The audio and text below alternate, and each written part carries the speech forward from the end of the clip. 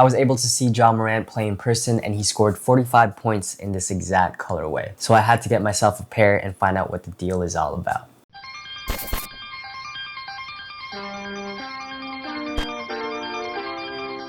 What's up and welcome back to the WearTesters YouTube channel. My name is Alan and today we're doing a performance review on the Nike Ja 1 basketball shoes. These are Ja Morant's first signature basketball shoes from Nike and they retail for $110. After playing with these shoes for close to a month, I can say that it is consistently good in most performance aspects. I don't think it's going to necessarily blow your mind in any of those categories, but it is straightforward and reliable, and that type of shoe is always welcome in my rotation. The first thing that I liked about the shoe is actually the fit, specifically the fit around my ankles. The thick ankle collar padding in this area really gave me a nice hugging feel, so I felt locked in from the start. I never experienced any sort of heel or ankle slippage when I was playing with these shoes. The cushion in the lateral and medial sides are pronouncedly thick, but the cushion in the heel as well as the thickness of the tongue also helps round out that locked in feel. The fairly solid heel counter also helps in this regard. In most shoes, you'll notice that the ankle collar padding is the same thickness throughout, but in these shoes, you'll notice that since that lateral and medial sides are so thick, these areas right here are thinner. So when you do try on these shoes for the first time,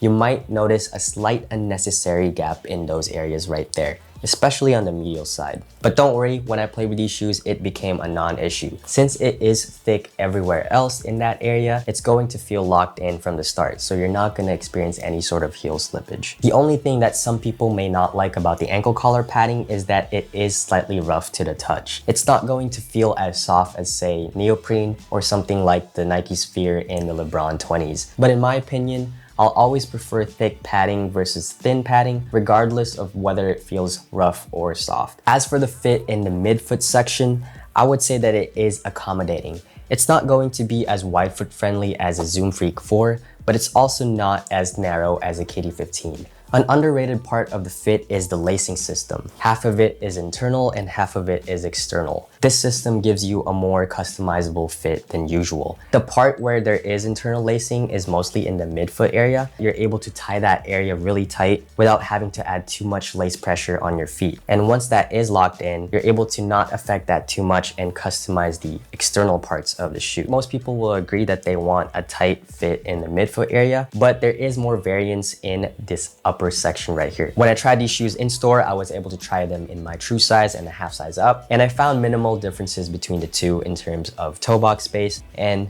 length. I ended up going with a half a size up because I do prefer a bit more space in the toe box area. I like my toes to spread out just a tiny bit more so that I could feel stable. But even though I half a sized up, and even when I don't wear ankle braces with these shoes, I felt a very snug fit. And again, that's mostly because of the ankle collar padding. If you go true to size, you're going to get a 1-to-1 very snug fit. For wide footers or people who wear ankle braces, I would recommend going up at least half a size up. From a top-down view, this may look like a very wide foot friendly shoe, but I would say it's still on the snug side. The traction performance for the Ja 1s was very good. It took a short amount of time to break in, but ever since then, I really haven't had much problems with the traction performance. I first took it to a 24-hour fitness, a very dusty court, and I was sliding for the first 30 minutes or so.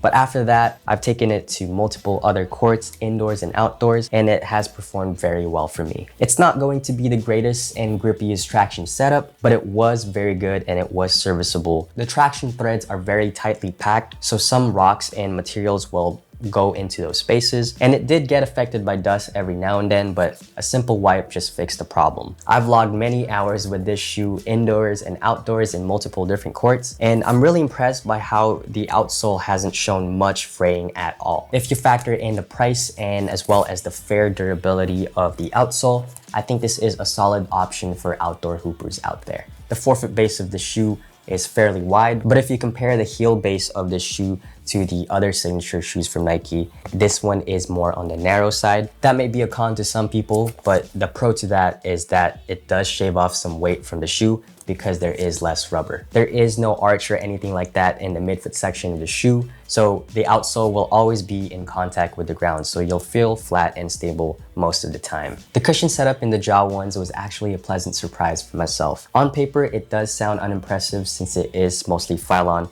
with one zoom bag unit in the forefoot. To me, this is going to be a serviceable enough cushion setup for most people. The file on here actually felt good. There is a good amount of compression as evidenced by the lines that you can see here, and it felt more plush the more I played with it. Since there is no full-length zoom strobel unit here compared to Nike's more premium offerings, the file on in here may bottom out faster. The forefoot zoom bag unit may be small, but I think it helps soften landings, and it also helps you propel yourself forward when you're jumping, running, or making hard cuts. There was one instance where I had an interesting experience with the zoom bag unit. When I was playing in a league game, I think I landed pretty hard on my right foot. The zoom bag already protrudes, but I guess when I landed, I kind of changed the protrusion of it.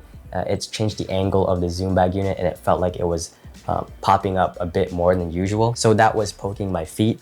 But after a while, it did flatten out. So hopefully when that happens to you, it does flatten out eventually and doesn't give you discomfort. Most definitely, if you compare the cushion setup of these shoes to shoes that have ETPU foam or zoom strobel units, then these shoes will be all right in terms of cushion. For me as a light player, this feels enough, but I can see how people who are heavier and stronger are going to want maybe even more cushion. If you compare this to another $110 shoe like the Luka ones, that one is more catered to being very low to the ground. This is definitely more plush than those. There was no painful break-in period with the cushion setup, so I really appreciated that. In other shoes like the KD15s and the Zoom Freak 4s and the LeBrons, while the cushion ended up feeling good in those, there was a short amount of break-in period where my feet were killing me in the first hour or so.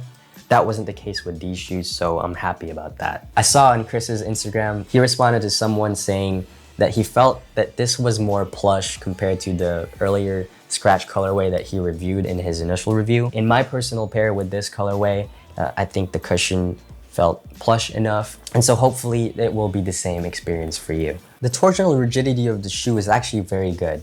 It may look like it doesn't have much rigidity since it looks like a casual shoe, but don't worry, there is a top-loaded shank in there, and it is hard to bend in the middle. It has a bit of forefoot flex, but not so much. In terms of torsional support, you should be covered with this shoe. Another support feature that I would like to mention are these synthetic leather overlays. As you can see all around the shoe, it wraps around. The leather overlays are more prominent here in the midfoot section of the shoe. And what that does is it helps cradle your foot in there and keeps it in the footbed. We've already talked about the cushion around the ankles, but what I forgot to mention is that the tongue is semi-gusseted and it does have a lace lock here.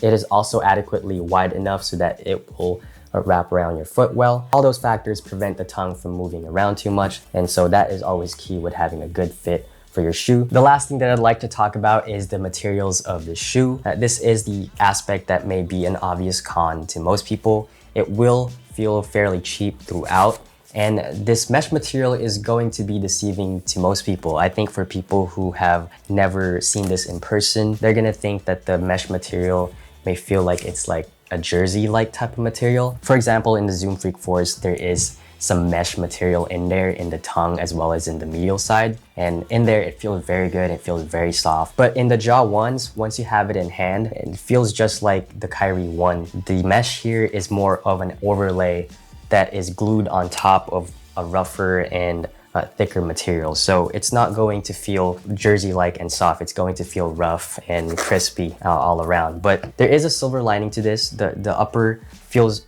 good in terms of breathability and weight. It is lighter than the LeBrons and the KDs. It's not going to require much break-in time, and it is fairly breathable when I play with these shoes without my braces. That is about it for my performance review of the Nike Jaw 1 basketball shoes.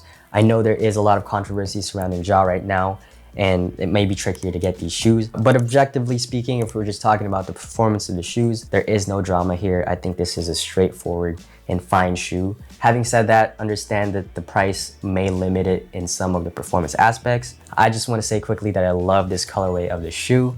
I haven't really been a fan of all the other colorways besides the chimney one and this one. And I also wasn't the biggest fan of the simple design of the shoe, but this colorway makes me appreciate it more. And I actually really appreciate all the small details that it has all around. As always, thank you so much for watching. Have fun playing basketball out there, but most of all, stay safe. My name is Alan, and I'll see you again on the next performance review. Peace.